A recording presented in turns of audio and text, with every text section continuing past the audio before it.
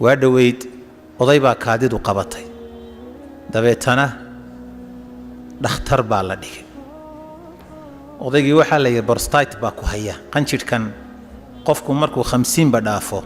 uu dareemaa inta badan qanjirkaasi dabeetana waxa la yiri waa in qanjirka laga saaraa lacag baa la bixiyay qanjirkii baa laga saaray maalintii dambe dhakhtarada weydinka arkay oo aroortii markay cusbatalka soo galaan dadka jiifa bukaanka ayuu dhakhtarku kormeeraa qof waliba uu eegaa xaalkiisa xal sidee aha caynkan kadib uu wuxuu fadhiistaa qolkii uu fadhiisan jiray odaygii marka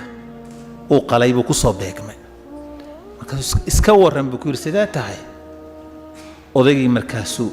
ilma indhihiisa ka soo daadatay waa ooy dhakhtarku wuxuu adeer maxaa la ooyeysaa adoo tacbaansan oo kaar badani ku hayo ayaa lagu keenay waa lagu dadaalay operation fiican baa ilaahay naga ka dhigayo waa lagu guuleystay ma sha Allah si wacan baad imanka kaadidii kaaga imanaysaa leesh maxaad u ooyeysaa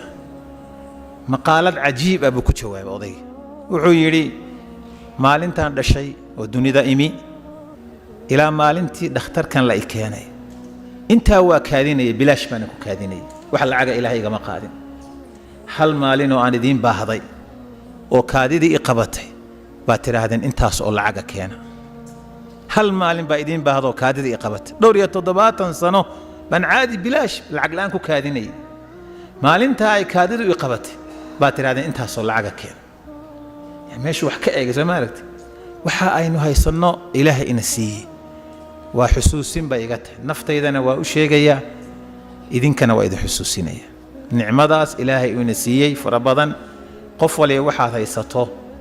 cid badan oo aan haysan baa jirta marka inaan ilaahay u mahadnaqno waa xusuusinayna inta bacdigeed mawduuca waxaan u dooranay dhacdo weyn oo dhacday taariikhda islaamka oo dhacdadii u horeysay islaamka ahayd mid lamid oo dhacda xilligii xabiibku noolaa calayhi salaatu wasalaam dhacdadaasi nin saxaabi ka dhacday waxaynu markaa qiimeynaynaa inta inagu waa dambaabaynaa qofku waa dambaabi karaa isagoo sheekha isagoo mucallina isagoo masuula isagoo dhalinyaro ah isagoo waayeela waa dambaabaynaa habeen iyo maalin oo naf iyo shaytaan baa inagu xidhiidha waqtigan iminka la joogana dunuubtu waa iska badanta oo macaasidu waa badanta oo wixii ilaahay lagaga fogaanaya ba kolba soo kordhayo badanaya waa duni waalan oo suwixii waageedu bariyaba wax ka cajibiyo bad arki sida awgeed in dunuubta qofku marka ay ka dhacdo inuu soo noqdo dunuubtaasi ha noqoto mid waaweyn ama ha noqoto mid yar yar dambiyada ilaahay bani aadamka uu ka galo 3 dambi baa ugu weyn sida nusuusta shariicadu sheegtay dambiga koowaad ee ugu weyn waa maxay يا كجواب شركي قوين أفصح الله لسانك محاكو حقا ديلك النفحق درها اللي قدلو محاكو حقا زنا ذا كحكت في سورة الفرقان بإلهي كشي والذين لا يدعون مع الله إلها آخر ولا يقتل النفس التي حرم الله إلا بالحق محاكو حقا ولا يزنون وما يفعل ذلك يلقى أثاما سدح ذا الدنبي إلهي لقال هو وين وقال لمو يدل حق دراء يزنو بأقوي وابا واحد عضي حجك أيا الحجي عمرضي ولا طوافة يا كعبة يعني من صوماليا ولا السعودة وحي أركين دد كان إيشيانكو وضدين كقلبي تشلعسان أوهم بدن أنت بدن niman eeshiyaan oo kacbadii maradeedii haysto oo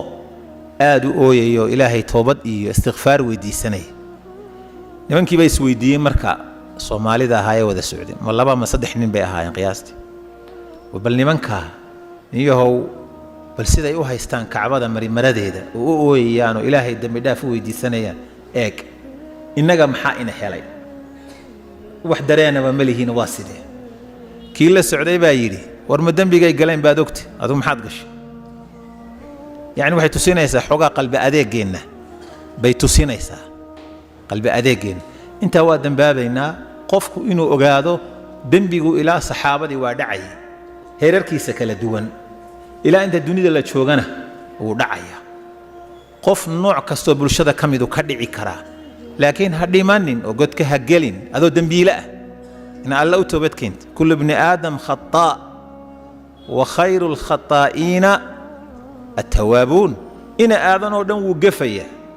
laakiin inta gaftaa waxa ugu khayr badan kuwa soo noqoshada badan